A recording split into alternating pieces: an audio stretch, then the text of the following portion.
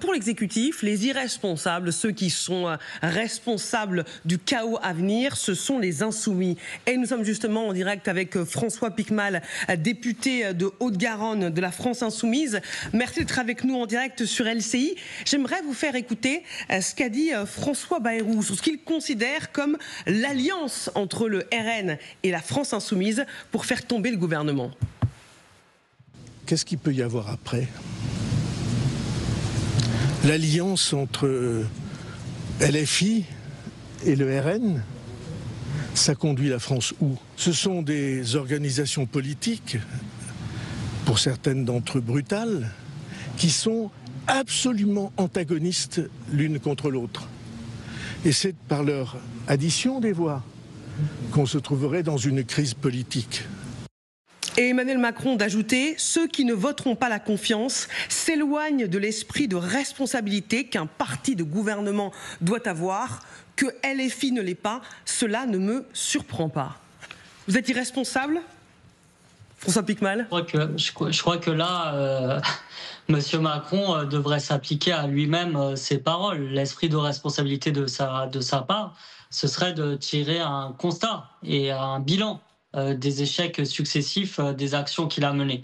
Tant au niveau politique, économique, social, de la question écologique notamment, mais aussi du point de vue de la démocratie. Une intervenante a dit sur votre plateau, qu'il y avait eu une blessure démocratique avec la réforme des retraites. Et moi, je suis totalement d'accord.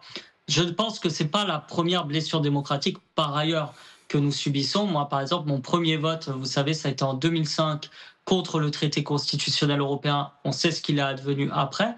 C'est pour ça qu'on réclame d'avoir un nouveau contrat politique pour le pays, qui soit décidé collectivement, un contrat politique entre les habitants, les citoyens, les citoyennes et leurs représentants, pour savoir comment on fonctionne. Ça s'appelle la 6e République. Et aujourd'hui, la situation est tellement enlisée que pour nous, l'issue qui répondrait véritablement au problème, parce que la racine est là. Au-delà de M. Bayrou, c'est M. Macron. M. Macron doit, à mon avis, partir. Il doit démissionner. C'est pour ça que nous déposerons une demande de destitution à l'Assemblée nationale la semaine du 23 septembre, parce que c'est le plus raisonnable. Et vous l'avez dit dans vos commentaires, je pense que tout le monde a aujourd'hui besoin d'une clarification dans le pays sur la ligne politique, sur le programme politique, sur le projet de société. Mais justement, François Piquemal, qu'est-ce qui vous fait croire que si François Bayrou chute, qu'Emmanuel Macron quitte l'Élysée de son plein gré ou contraint, qu'il y aura cette clarification, que ce ne sera pas pire après ? Je ne vois pas pourquoi ce serait pire de toute façon que la situation dans laquelle on est. Ce serait difficile. Il faut vraiment creuser plus fond que le fond, si je puis me permettre.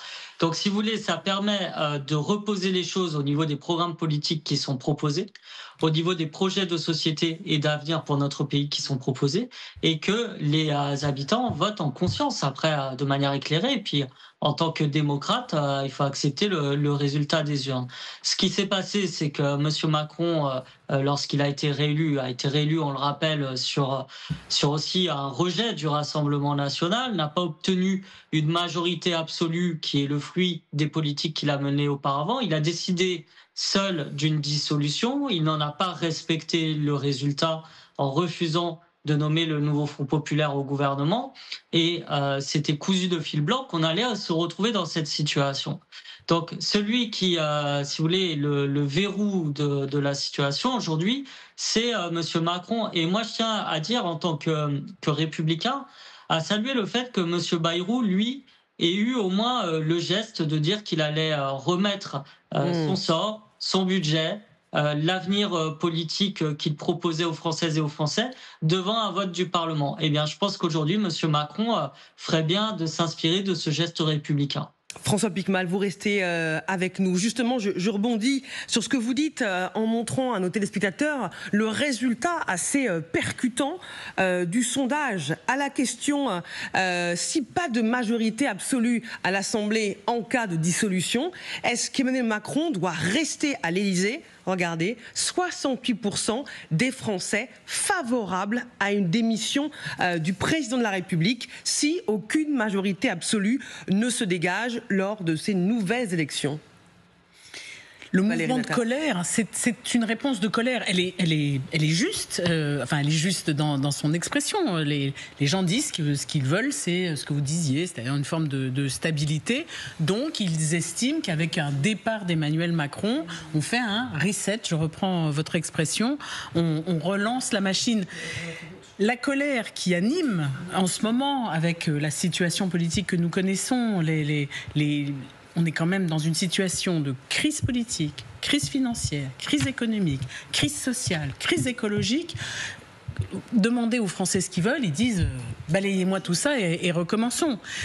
Après, vous connaissez le vieil adage, la colère est souvent mauvaise conseillère. Alors, on verra ce qu'il en est. Moi, je n'ai pas pensé à la place des Français. Ils disent qu'ils souhaitent le départ d'Emmanuel Macron s'il n'a pas de majorité absolue, mais faudrait-il d'abord qu'il fasse une dissolution. Il dit le président de la République, par son entourage, fait savoir qu'il ne la souhaite pas, cette dissolution, mais que ça reste un outil institutionnel dont il a la prérogative. Marème Alouine, pourquoi les Français pensent que la clé de la sortie de crise pourrait être le départ du chef de l'État ? C'est lui qui prend les décisions et c'est quand même un petit peu lui qui nous a mis dans cette situation puisqu'il a utilisé les institutions à contre-temps. Il a changé de Premier ministre avant les élections européennes. Les Français venaient de voter. Le soir même, il leur dit, au lieu de dire « je vais écouter ce que vous avez dit, prendre compte de votre vote », non, on relance un autre vote. Souvenez-vous qu'on passe tout l'été, en même temps les Français votent, une nouvelle assemblée, et pendant tout l'été, il n'y a pas de nouveau gouvernement. C'est aussi un petit peu incompréhensible pour les Français. Donc ils disent qu'il faut que ça change, faut qu'il y ait de la stabilité, il faut qu'on sache où on va, et donc s'il n'a pas de majorité à l'Assemblée, eh bien une des solutions serait qu'il s'en aille. En même temps, il faut procéder par ordre. Si François Bayrou démissionne, Emmanuel Macron peut dissoudre. Il peut trouver un autre Premier ministre qui peut-être établirait un pacte de gouvernement. Il faut tester toutes les hypothèses avant d'arriver au chef de l'État qui, de toute façon, Emmanuel Macron démissionne. Un autre arrive à l'Élysée. Est-ce qu'il aura une majorité à l'Assemblée ? Si c'est une succession de coups de colère et de décisions hâtives, sans explication, sans prise en compte de chacun des messages des Français, notamment lors d'une dissolution ou de la constitution d'un nouveau gouvernement, ça n'apportera pas forcément la solution. Ce que les Français expriment, c'est qu'ils veulent qu'on sorte de cette situation où il n'y a pas de majorité et où ça n'avance pas. C'est ça qu'ils disent surtout, et qu'il faut qu'on leur parle et qu'on leur explique ce qui se passe et vers où on va. C'est le problème de François Bayrou qui n'a jamais réussi à faire comprendre où est-ce que vraiment il voulait aller. Nicolas Chaban. Et puis alors, je crois qu'il y a une autre chose à changer en urgence, le fameux logiciel. C'est-à-dire que nous, on a un ministère de l'Agriculture, mais pas celui-là. On en a connu 8. Et on a retrouvé dans 8 ministères d'influences politiques différentes à peu près le même résultat, c'est-à-dire qu'il y a aussi les fameux conseillers, les gens qui travaillent dans les ministères, cette espèce d'étonnant, vous connaissez Usual Suspect, c'est le fameux Kaiser Soze, c'est-à-dire que quelqu'un bloque, mais on ne sait pas qui. Il y a une espèce comme ça de culture par défaut où rien ne se fait vraiment.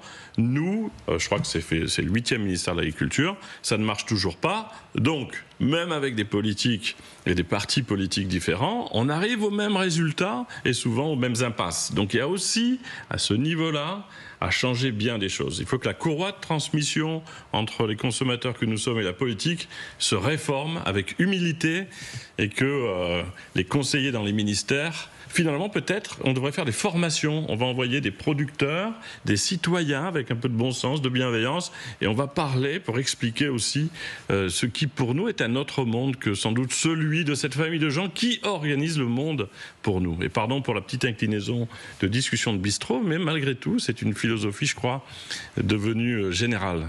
Oui, c'est la remontée de terrain. C'est compliqué de diriger la France. Même les Français eux-mêmes, quand on leur pose la question, ils disent que la France est un pays ingouvernable. Non, mais je pense que pour en venir à cette question de la dissolution et de la démission, moi je pense que les Français ont fondamentalement raison. Ils sont logiques. Ils tirent les conséquences d'une situation qui est bloquée. Maintenant, tout est dans l'ordre de l'articulation entre ces deux mesures potentielles. Parce que s'il y a dissolution, il est clair qu'on ne peut pas voir pourquoi il n'y aurait pas une démission du président de la République, sachant qu'en France, et tout l'enjeu du quinquennat, ça a été d'aligner les mandats parlementaires sur le mandat du président de la République, qui est le maître des horloges. Donc ce serait un moyen de revenir finalement à cet alignement, pas forcément de le faire dans l'urgence, mais par exemple d'avancer les élections présidentielles de 2027 à 2026, ce qui lancerait un signal positif pour les marchés. Maintenant, je me mets à la place d'Emmanuel Macron. Est-ce qu'il a intérêt à faire cette dissolution, sachant que ça veut dire automatiquement quelque part qu'il doit annoncer sa démission? Eh bien non, il n'a pas intérêt à annoncer cette dissolution. Et effectivement, comme ça a été dit, la solution la moins pire serait de trouver un autre Premier ministre qui arrive à dégager une coalition gouvernementale relativement large, ou en tout cas à faire tenir encore un peu ce quinquennat. Et là, on pense évidemment à un basculement plutôt vers la gauche, ce qui peut-être il aurait dû faire dès la première, dès la dissolution de 2024. Marie-Ève Malouine, je voyais réagir. Quand vous dites dissolution entraîne démission du président, dans nos institutions, on a démontré que la stabilité pouvait être possible dans le cadre d'une cohabitation, avec une majorité qui n'est pas de la même couleur. Oui, mais le problème, c'est qu'on risque d'avoir, s'il y a une dissolution sans cette annonce de démission, on risque de se retrouver dans la même situation. Ça, ce sont des conjonctures, laissez les gens répondre. Si vous faites une dissolution... Mathématiquement, on est dans un... En démocratie, si vous posez une question, vous devez attendre la réponse. Si vous dites aux gens « élisez une autre assemblée », vous leur dites élisez une autre assemblée. Et donc, avec cette autre assemblée, vous examinez la situation, vous regardez comment est le terrain. Mais dans nos institutions, il y a la séparation. Mais je suis d'accord avec vous, mais pourquoi... Vous ne pouvez pas dire dissolution égale démission du président. Ce n'est pas du tout l'esprit de notre institution. Pourquoi vous voudriez que le président de la République annonce une dissolution de l'Assemblée nationale? Ça n'aurait pas de sens de prendre un risque et de répéter le scénario de 2024 si derrière, il n'y a pas une volonté de changement politique beaucoup plus forte. Et donc, dans ce cas-là, ça veut dire automatiquement qu'il faut également aligner le mandat du président sur celui de l'Assemblée. Mais c'est pas du tout ce que Emmanuel Macron a en tête pour l'instant. Vous êtes en train de donner les arguments pour lesquels il ne fera pas de dissolution. Je me mets pas à sa place. J'imagine que les députés que nous avons en ligne, François Piquemal, lui, il sera plutôt d'accord avec vous. C'est la logique des choses, je dirais, s'il annonce la dissolution. En tout cas, c'est pas une logique institutionnelle. C'est pas votre logique, mais c'est pas la logique institutionnelle. Parole aux députés insoumis. François Piquemal, est-ce que vous croyez vraiment que votre procédure de destitution, puisque à ce stade, le chef de l'État écarte l'idée de démissionner, a une chance de passer?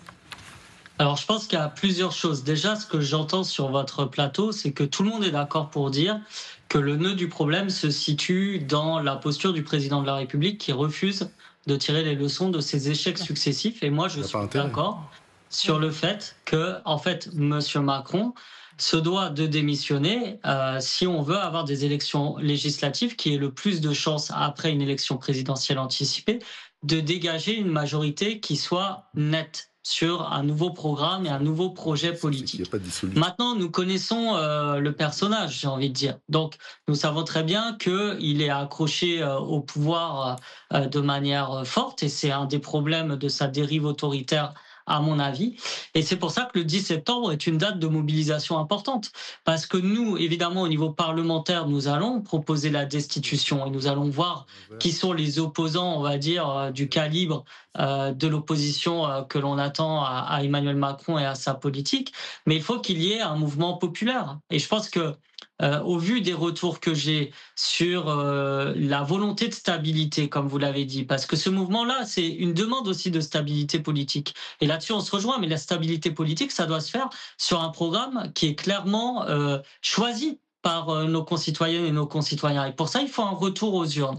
Et ce retour aux urnes, le plus simple, c'est que ce soit une élection présidentielle anticipée, puisque c'est les cadres, vous l'avez dit, institutionnels, que propose la Ve République, même si nous accédons au pouvoir, nous mettrons en place ce que nous appelons la Sixième République. Donc la date du 10 est très importante en termes de mobilisation pour qu'il y ait une pression populaire qui amène M. Macron enfin à la raison et à se dire la situation n'est plus tenable, j'ai entraîné le pays dans une crise sociale, économique, démocratique, j'en tire les conséquences et donc je démissionne de mon mandat de président pour qu'un nouveau choix soit possible. Et en faisant dans ce sens-là, je pense aussi que quelque part, on accélère et on gagne du temps. Parce que en cas de dissolution, que se passe-t-il? Nous, on n'a pas peur d'une dissolution. On sera prêt. On essaiera d'avoir une majorité. Mais il y a aussi un scénario, comme vous l'avez dit, où il n'y a pas de majorité nette qui se dégage. Et donc, on se retrouve avec des élections présidentielles en 2027 qui donneront lieu elles-mêmes à une éventuelle démission pour que le nouveau président de la République ou la nouvelle présidente de la République puisse avoir une majorité à l'Assemblée nationale. Donc, je pense que la situation est telle qu'aujourd'hui, rationnellement, raisonnablement, démocratiquement, de manière républicaine, la seule issue, c'est que M. Macron démissionne ou soit destitué et que de nouvelles élections présidentielles puissent se tenir, suivies d'une élection législative pour accompagner les choix de société faits par les Françaises et les Françaises. Merci beaucoup François Piquemal, député de Haute-Garonne de la France Insoumise.